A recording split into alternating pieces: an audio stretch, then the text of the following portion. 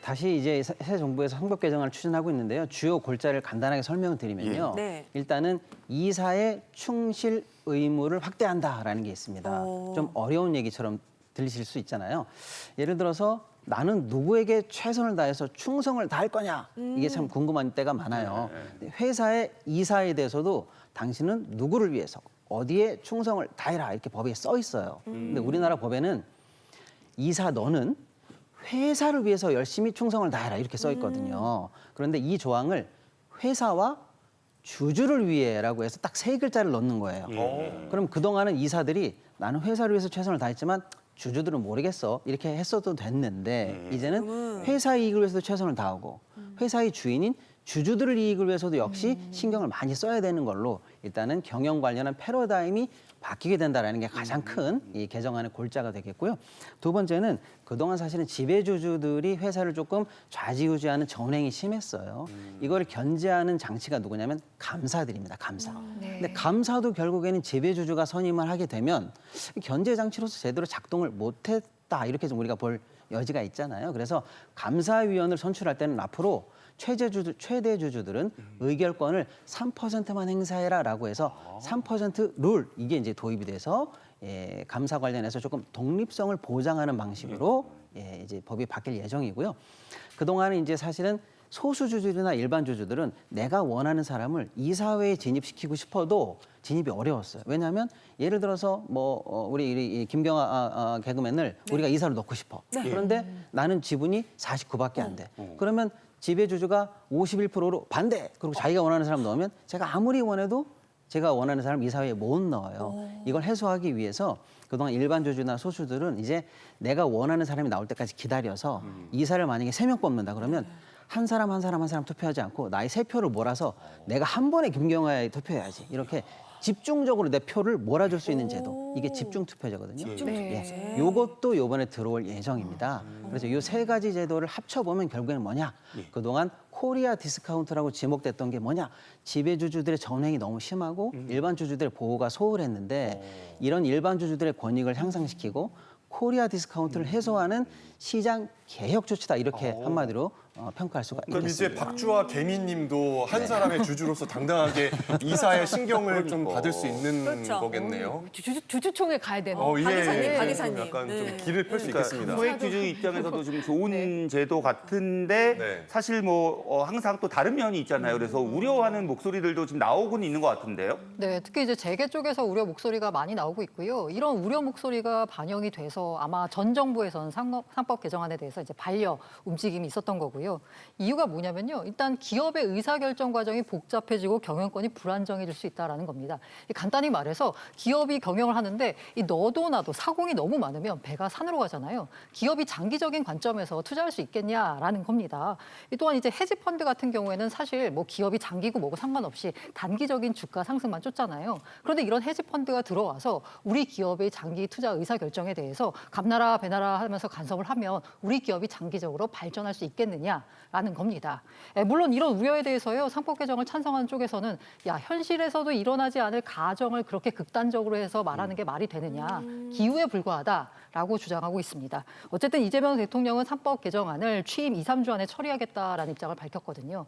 일단 현재로서만 보자면요. 시장은 상법 개정안에 대해서 환영하는 입장을 코스피 상승으로 화답했습니다. 앞으로 변화가 우리 경제에 어떤 영향을 미칠지 계속해서 지켜봐야겠습니다. 네. 자, 이어서 노동 관련된 분야에도 많은 변화가 예상되고 있습니다. 구체적으로 어떤 공약들이 있었죠, 평론가님?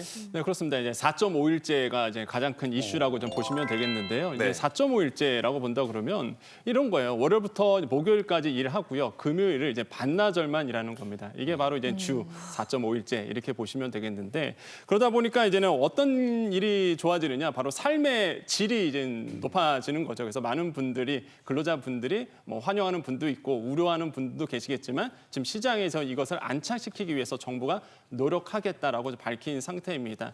정부의 목표는 명확합니다. 그러니까 OECD 대비해서 이 근로시간을 이제 평균 이하로, OECD 평균 이하로 2023년, 30년까지 맞추겠다는 거예요. 그래서 이런 점을 봤을 때 뭐 시간이 촉박하지만은 최대한 노력해 보겠다라는 것이 정부의 생각입니다. 그런데 한계점도 분명히 있을 것 같습니다. 첫 번째로 본다 그러면 임금 보전 문제. 문제가 생깁니다. 한마디로 4.5일제가 도입이 된다 그러면 사실상 이제는 단위당 사실상 임금 책정으로 본다 그러면 더 많은 돈을 줄 수밖에 없는 부분이 생기거든요. 이런 부분이 이제 문제가 생기다 보니까 이 자영업자 소상공인 입장에서는 야, 근로시간은 줄어드는데 임금은 똑같이 맞춰줘야 되니 이게 그러면 나는 힘들어라는 이제 부분들이 생길 수밖에 없고 그렇지.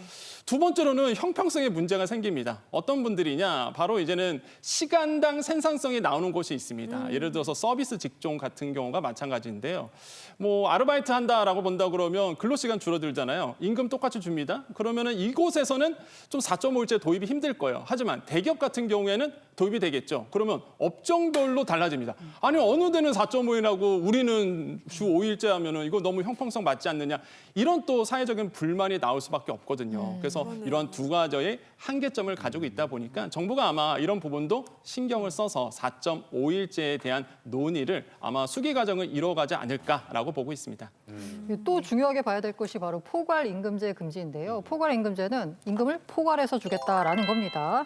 이 월급에요, 야근수당, 주말근무수당 미리 포함을 시켜서요. 실제로 얼마나 일했는지와 상관없이 그냥 일정하게 월급을 주겠다라는 거예요. 추가수당 더 안 준다라는 겁니다. 예를 들어서 연봉계약서에 월 30시간 근무 추가수당 포함이라고 돼 있습니다. 그러면 사실 이론적으로 따지면요. 나 월 30시간 일을 안 하고 15시간만 일했어. 그래도 월급은 그대로 더 받는 거잖아요.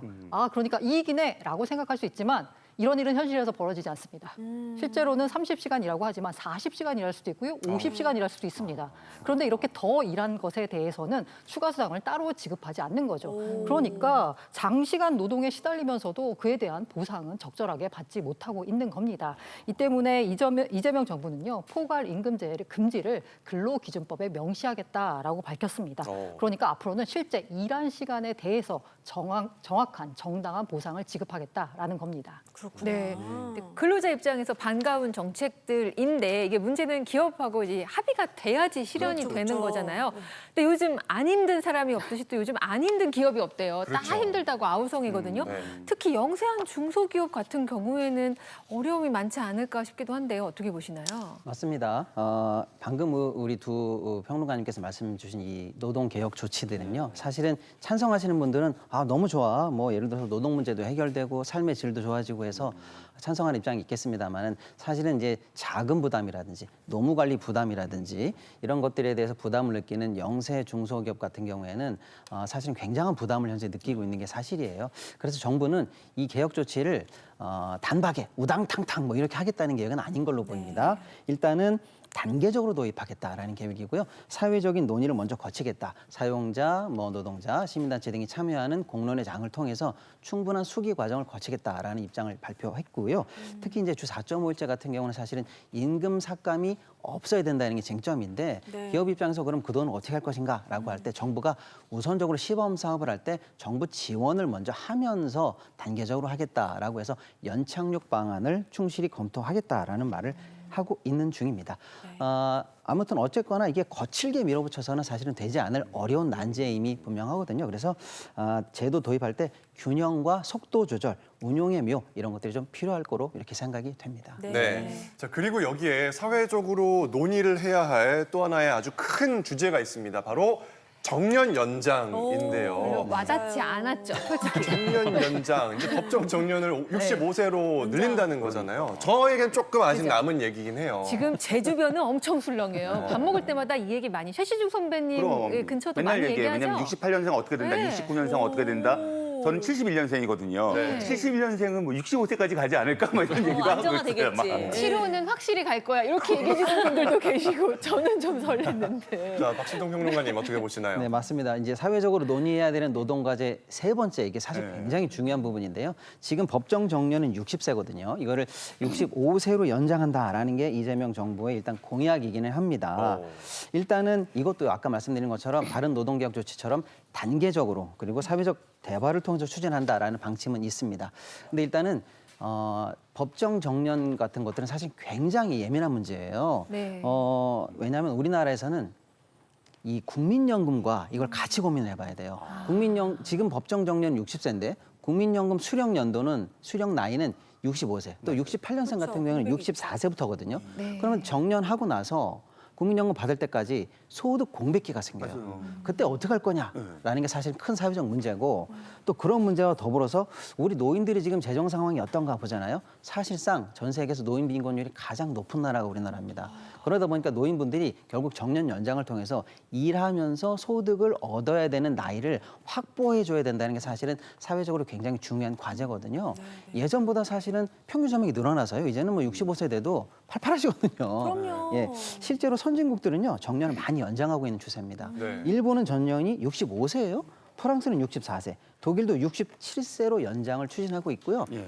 또 많은 선진국은 아예 정년을 폐지한 나라도 있어요. 네. 그래서 사실은 정년 연장은 시대적 과제이기는 합니다. 피할 수 없는 뭐 걸어가야 될 길이죠. 우리 사회 입장에서는.